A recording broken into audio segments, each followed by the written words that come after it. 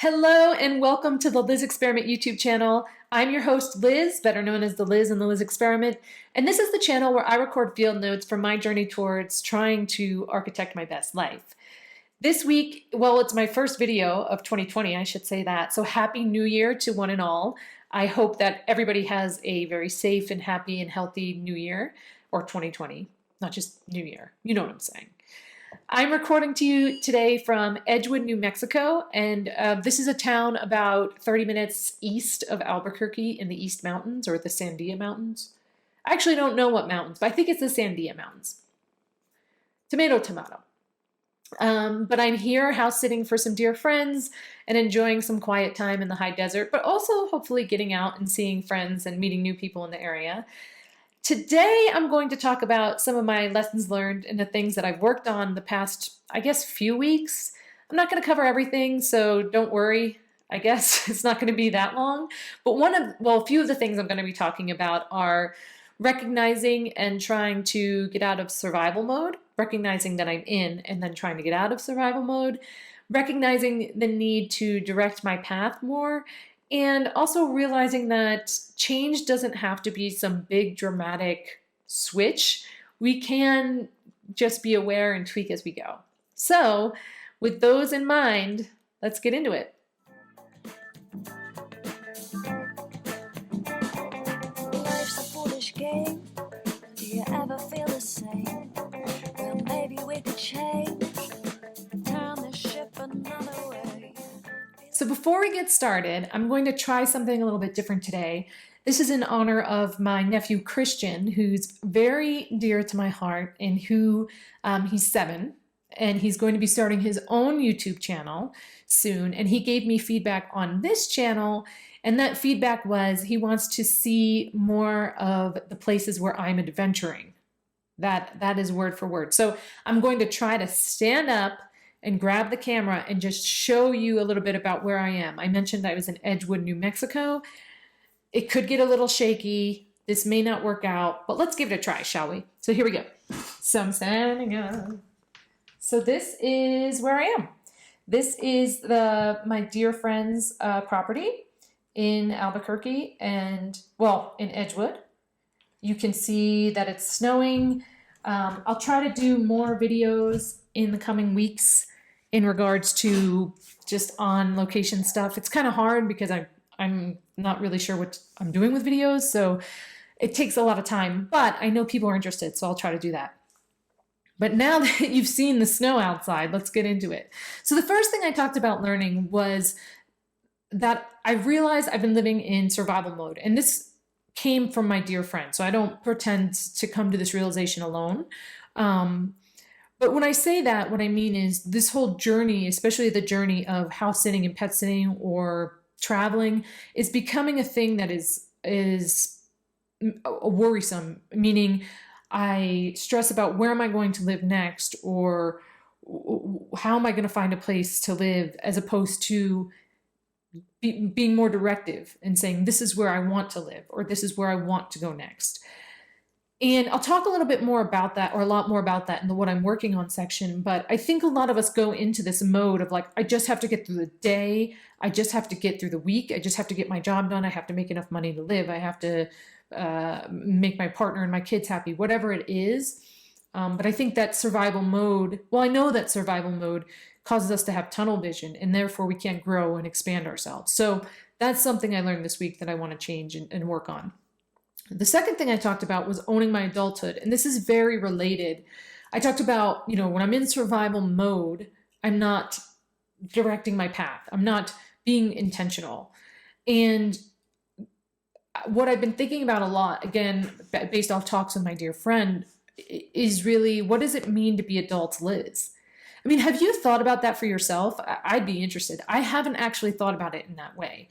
I know that I want to live my best life. I know that I want to try to be helpful in this world and bring joy, but I don't know, I haven't really stepped into being a successful adult. And I'm 38, so that's 37. I'll be 38 in March. It's kind of depressing. So for example, I hold back in saying that I'm a businesswoman, or really stepping fully into that. And I say I say things like I don't know who I am or what I really want, but that's untrue. I just refuse to own the parts of me, to admit these things to myself, either for fear that I won't be successful at them, or that I'll fail, or that I'll be ridiculed. I know we all do this. So I'm really recognizing that in myself, that need, and that I haven't been owning my adulthood. And the third thing that I mentioned in the intro was this: I don't have to start from scratch. So I'm not sure if you guys do this, but I do this a lot, is when I realize, for example, like I haven't been owning my adulthood, or that something's been missing, I assume that I'm doing everything wrong. Like I'm living life wrong, and I need to start from scratch. I need to throw out the baby with the bathwater. I need to put in new routines. I need to rethink everything. But that's not true. That is just more distraction. Let me say that again. When you're trying to revolutionize your life, that's just more distraction from who you are. So let me talk about myself, from who I am. I know who I am. I know what I want. All I have to do is chisel away at the exterior I've built up to protect myself in survival mode, in order to let those things come out and to live my true self. And so as I talk about what I'm working on this week, and probably in the weeks going forward, thinking about this whole survival mode, right? I talked about I'm living in survival mode. The way that I started doing a little bit of research on that, and like, well, how do you get out of survival mode, right? One of the things somebody said was, and actually my dear friends who live in this home, my dear friend talks about this a lot, which is thinking positive thoughts. I automatically go to the negative. What do I need to be doing more of? What am I not doing? And I think that really only enhances survival mode. It only makes it worse. Like I feel like I'm grasping to dig myself out of some hole. But so what I want to work on is really being present with what is real, and going towards joy and kindness and compassion, and reframing both my thoughts and my words and even my feelings. Not that my feelings are wrong and I need to change them, but reframing them. Maybe I'm not feeling this way because I'm some horrible person. Maybe I'm feeling this way because I'm feeling badly about something because I don't like it. And that's okay to admit to myself. So that's the work around getting out of survival mode. And now when I think about how do I work on owning my adulthood, and directing my path, getting out of survival mode, or I don't want to say getting out of, let's rephrase that. See, real-time advice right there. I think it's working my way into life mode and owning who I am, and admitting to myself who I am. I think that's the first step in owning my adulthood. The second part, I think, is believing in myself. And I think a lot of that comes from reinforcing the positive thinking, reinforcing myself with positive thinking, positive thoughts. And when I say I'm hesitating because it's not that I want to lie to myself. It's not, and again, this is what my friend mentioned to me many times. It's not lying to yourself like everything's going to be okay when you don't actually believe it. It's more, not everything is going to fall to shit, if you know what I'm saying. And maybe I can work with this, and maybe I can tweak this as opposed to revolutionizing it and starting from scratch. So believing in myself, working on the survival mode, and really, especially during this time of the year where we're starting a new year and everybody's trying to make these New Year's resolutions because somehow you're going to change yourself because you haven't for the past however many years of your life. And you will change yourself, but it doesn't have to be all in one year. My friend, another dear friend of mine, wrote that in her newsletter yesterday, and it was really, really powerful. Just continually try to tweak yourself, be aware of where you're doing something that doesn't make you feel joyful or compassionate or kind, and tweak it. And so the third part about that is really remembering I only have one life to live. So if I'm not happy, if I'm not living my best life, that's on me. And I think that those three things, getting out of survival mode, believing in myself, and remembering that this is my life, are really going to help me to own my adulthood and to move forward and be intentional with it.